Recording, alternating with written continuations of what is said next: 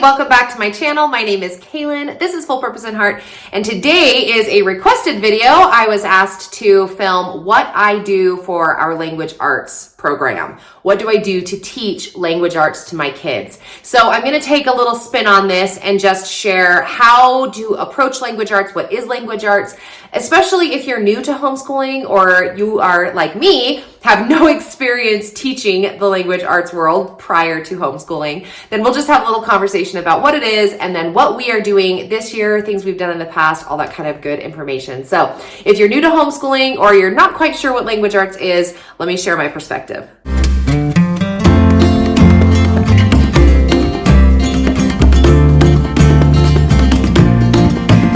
As a disclaimer, I am not an English teacher. I was a certified history teacher when I taught high school many years ago. And so I have had to learn how to teach English to my kids. And when I very first started this, sharing my homeschool journey and talking to other homeschool moms and kind of sharing my perspective and my journey on it, language arts is one of those topics that came up a lot as to what is language arts? Like, how do I even teach English to my kids? And if you don't come from a love of English background, then it may be a little bit challenging or even overwhelming to think, okay, well, what is language arts? So if you were to look up on the computer, what is language arts? Obviously, you'll get tons of information on there. But essentially, what you're trying to teach or to instill in your kids is the ability to communicate with language.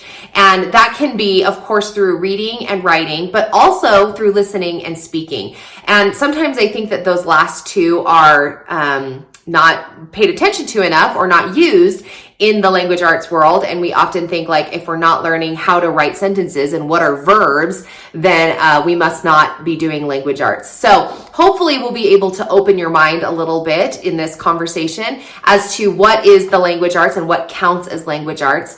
Especially if you're approaching your homeschool in like a unit study approach, then you'll be able to put a lot of information and content, so to speak, underneath your language arts area and subject. Okay. So to break it down by subject, I remember many times talking to mamas who were starting in the homeschooling world. They want a checklist. What are the checklist things that count as language arts? So anything that has to do with communication. Is that helpful? I don't know, but we're for sure going to be teaching reading. If you need to teach your children how to read. So at the beginning, of course, that's teaching them the alphabet and what are the sounds of each of those letters and blends and consonants and vowels and all of those kinds of things. It's a very fun and an easy introduction to language. And reading, of course, we want to listen to reading. So that's going to be read alouds, as well as be able to read a piece of information and understand what is the author of that information trying to communicate to us. So one step beyond knowing how to read is going to be reading comprehension. And many times, homeschool mamas, we want to buy a reading comprehension book because it's very easy for us to be able to hand that assignment to our child and say, read the passage, answer the questions. In fact, I've even had conversations with people that believe, and it's fine to believe this, but their approach is, this is what standardized testing will do. This is how standardized testing will measure my child's ability to comprehend what they're reading, read the passage, answer these 6 questions, or, write another additional passage about what you read. And so therefore, that is how I want to teach my kids, to expose them to that kind of understanding. There's nothing wrong with that approach, but there is a way that you can teach it without necessarily handing them a book that says reading comprehension grade 3 or what have you. Okay, so you have that. I have like on my little list here because I know I'm going to get off track and start talking about other things. There's just like the root basics of language. So on top of course, your alphabet and reading, you're going to need to teach your children how to write sentences, punctuation, grammar, capitalization, all of those kind of details that come when you're going to write something down. In addition to that, it goes with spelling. So when I talk to parents and I say, okay, let's try to figure out what a list is. If you need a checklist for language arts, then the easy checklist would be reading, writing, spelling. Essentially is what it comes to. Writing, could have a lot of different facets, but being able to think something clearly and write it down. These include paragraphs or, different types of writing, whether it's a persuasive essay or how to write instructions or how to write an opinion essay or anyway, all of those kinds of things can fall under writing. Now, when I go to approach my kids' language arts program, again, I'm not very experienced in teaching language arts. I never went to any language arts, how to teach your kids classes. So it was kind of a little bit trial and error for me. The easiest thing to start with was to buy a language arts program, something that had an all-in-one, everything that you need in the box. There's lots of publishers who can do this, and you can find them all over the internet. I don't need to necessarily list them all here, but a few examples of a boxed language arts curriculum would be The Good and the Beautiful, Happy Cheetah. This is something that I'm doing with my son. BJU Press has a full language arts program. There's a million, right? The Sunlight Education, which has got a full program reading through books. Anyway, depending on what your budget is, you can go, wide and large for a boxed curriculum. I even have just an example. So this is my daughter's English curriculum. This is from BJU Press, and she listens to the video online, and then she does all of this in here. Now, personally, and from BJU Press, this does not include spelling as a part of this curriculum. This really is a writing program more than anything else. But you can buy a BJU Press language arts kit, which will include reading books and reading comprehension, writing material. So that's what this is teaching your child how to write and understand writing with grammar and comprehension and blah, blah, blah. And then they'll also have a spelling that goes with it. Did I say that first? I think I did. I think I said reading first. So that's one approach. So the approach that I have taken is to kind of pick and choose, cafeteria style, if you will. So for us, and this year is our best year yet. So for us, I have approached the writing portion using BJU Press. That's what this is. I have it for my daughter and my oldest son who's in 6th grade right now. So they will do those lessons with the online instructor who is working them and guiding them through developing their ideas to create an essay of some sort. And then from there, we kind of branch out and do our own thing. So Monday's video that just recently posted was our spelling curriculum. And we've had a journey with spelling. Those of you who have been here for a long time, spelling has been a challenge for us, but root memorization for spelling is what we have kind of decided on this year. And you do that just by finding a curriculum of your choosing. There are so many choices.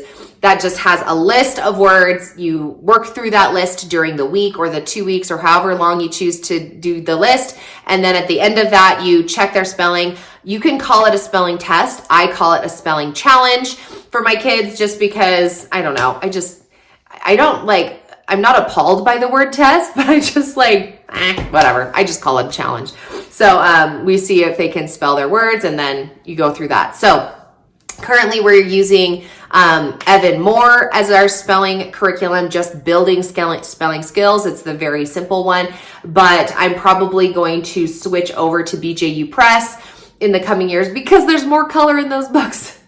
I know, it's a lame reason, but watch that video. I talk all about our spelling choices.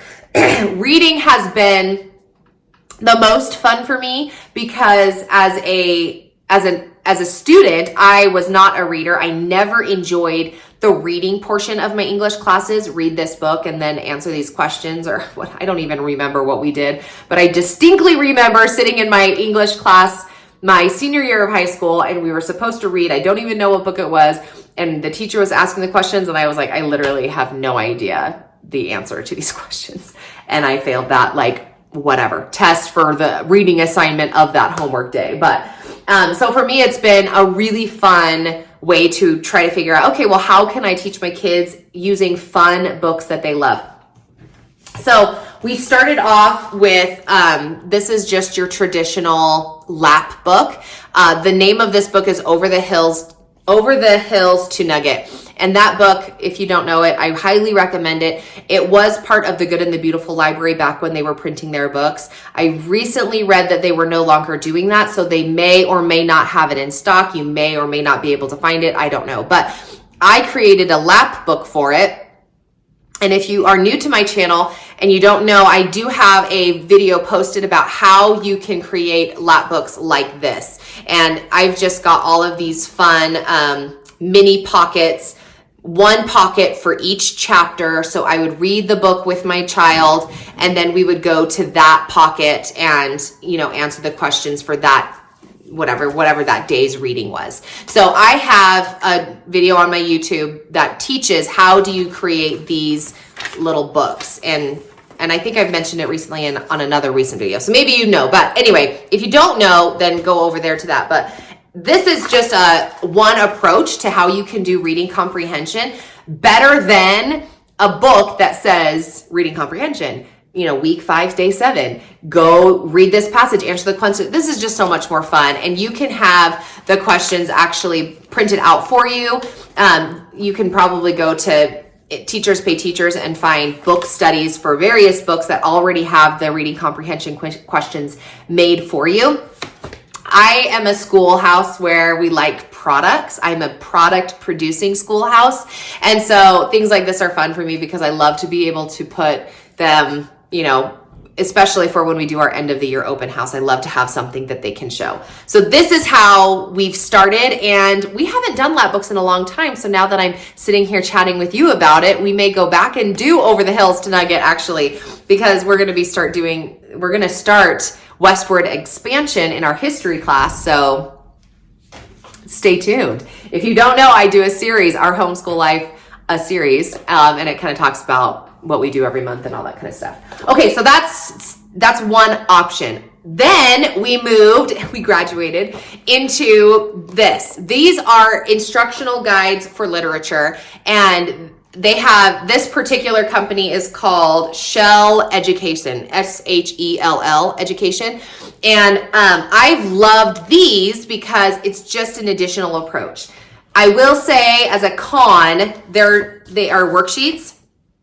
And they do have, I did a video on these. So Eye in the Sky, is it on this side? Eye in the Sky, check the video for these types of things, instructional guides, because there's 2 that I bought, and these 3 examples are all the same company. But I believe there was a company that had like crafts and more hands-on activities, products, if you will, that you can do with your books. But again, it just gives your kids an opportunity to, one, choose the book that they want to read instead of being in a classroom setting where the teacher selects the option for you and all 30 students or whatever have to read the same book. And then on top of that, you can get all kinds of your language arts in the book. Then you don't have to buy something like this because you can have your kids do the reading, the writing, the reading comprehension, the sentence structure, even like observations and arts and listening if you read aloud to them, and speaking if they, can talk to you about a topic that the book is teaching you, whether like Because of Winn-Dixie has some really good topics just about overcoming your fears and being a friend and talking to people who are different and all the kinds of fun topics. So you don't necessarily have to invest in a really, expensive boxed curriculum, although sometimes I do, but you can just kind of do something fun like this and still make it fancy. And then if you're really fancy, as you become more experienced in homeschool and just dive into the joy that is teaching your kids and learning with your kids, then you can build your entire language arts curriculum over a book like this, because as you read the book, you'll pull out vocabulary words. So let me show you. This is now like moving into, I don't know, level 3, do you want to say? Like lap books was level 1, these were level 2. So level 3, this year we have started doing book studies, and this is fiction books specifically, and this is for my 3rd grader. And so we've been going, is she in 3rd grade? Yeah. So we've been going through just like junior picture books and intermediate novels, is that what they're called? And I've just created this whole language arts curriculum around this. What we are missing is the actual writing component, but you can easily fit that in if you want to have your kids, for example, we did Sophie Mouse.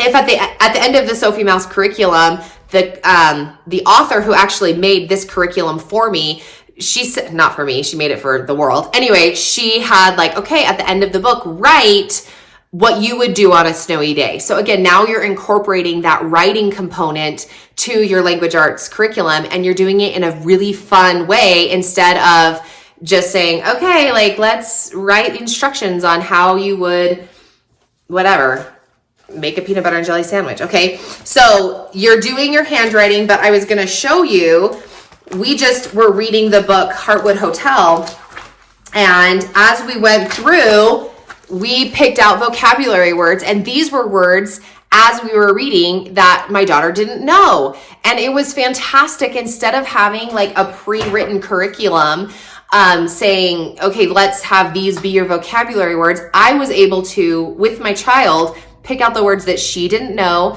We learned what the meanings of those words, and then we made some of those words her spelling words. So again, we're that repetition of new words and teaching her how to spell them. So for example, words like awe, reluctantly, ajar, souffle, laden, hearth, like she didn't know what a hearth was when we were talking about the fireplace. So anyway, and then we taught her how to spell them, and it just makes it so much more fun. So have I already done a video on this? I can't even remember, but this is a resource. I follow people on the internet, and if you follow those same people, then you already know. I think I talked extensively about this in our homeschool update for January 2024. Again, I'll put that video eye in that sky if you want to have a deeper look in this. But essentially, this is a resource guide that someone on Teachers Pay Teachers made that had all of these tabs created for me. So I just purchased her kit, printed it out on colored paper, and then glued one for each paper of this notebook. And then for each book that we do, again, I just copy ideas off of internet people who are smarter than me, okay? Then we have, these are the books that we've read so far. So I just put this little tab, and we've done Sophie Mouse, Once Upon a Winter Day, and now we just finished Heartwood Hotel. And then we're actually gonna go into a poetry unit, which, if you've been following, you know that I mentioned I'm so excited. I finally put together my very first poetry unit with the help of Teachers Pay Teachers. So anyway, then we're going to jump back in here. So, that was a side tangent. Okay, last one that I do for our language arts units or whatever subject is a journal. I talked about these journals. This is our first year doing a journal. There's all kinds of ways that you can do journals. But I was super intimidated because I didn't want to just give my kids a notebook and say, okay, write your journal entry for today. And I had tried to do that once, but I also noticed that I was consistently not making my questions for the day. And then we would just end up not doing it because the questions I were asking was like not inspiring, if that makes sense. So then I found this resource. I can't even remember. I probably got it on Instagram because that's where I get a lot of my stuff. But anyway, this is called My Question Journal. And the creator of this has made it so that Amazon will print it for her and ship it to your house. So you don't have to buy it from her. You can just buy it on Amazon, and it will be shipped to you in 2 days. So, and she has lots of different covers. Again, I talked about this in my curriculum choices video, and it's in the video for each of my leveled children. So 6th grade, 3rd grade, 1st grade. And so anyway, essentially inside it just has, I don't know how many pages, let's say 70 pages. No, probably more than that. There's 180 pages or 180 school days. It has this many pages of questions, and the questions are just fun and imaginative. Like, what makes you laugh the most? Would you rather be a police officer or a doctor? How do insects walk on the ceiling and not fall? How are rainbows made? So all kinds of stuff. What would you do if you were the last person on earth? What language would you like to learn and why? If you could put anything on top of a pizza, what would it be? So again, really great questions. And now you're giving your kids the opportunity to come up with an idea, think of it on their own, and then write it down. And you can do that, you can approach that any way you want. My approach is a free write. I do not grade it. I don't edit it. I don't try to teach any kind of writing skill. For me, it's just them having a thought and putting it on the paper. And depending on the age of the kid, I tell them how many sentences that they have to write. So my first grader has to write 2 sentences. It should be 1, but my second grader needs to write 4 sentences. My 6th grader needs to write 12 sentences. So I just double the grade that they're in, and that's how many sentences that they have to write. There's literally no scientific rhyme or reason behind it. That's just what I came up with on my feet, and now that's what we have stuck to. So anyway, all that to say that your English approach to English doesn't have to be as intimidating, as scary as it may feel initially. When I first started homeschooling, that was my biggest like hurdle or wall or fear, I guess you could say, is like, I don't even know how to approach this and make it fun.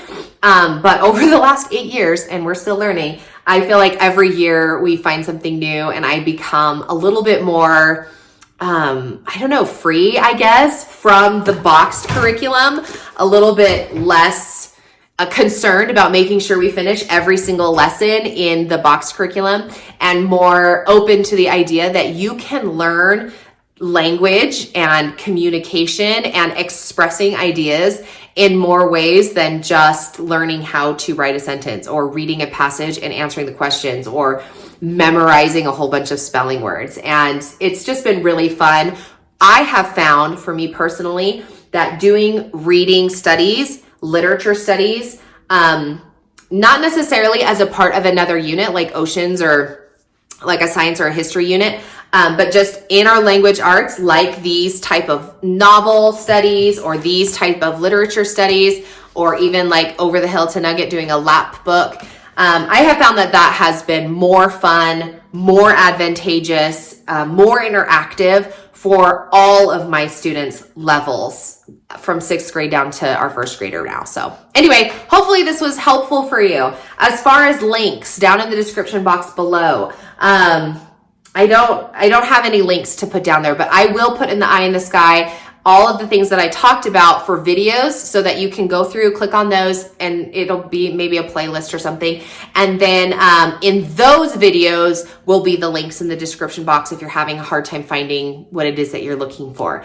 If you like this kind of content, I invite you to subscribe to my channel. Hit that bell if you want to get notifications for when I post a new video. And as always, good luck in your homeschooling journey. I hope you feel encouraged and edified, and have a great day. We'll talk to you later.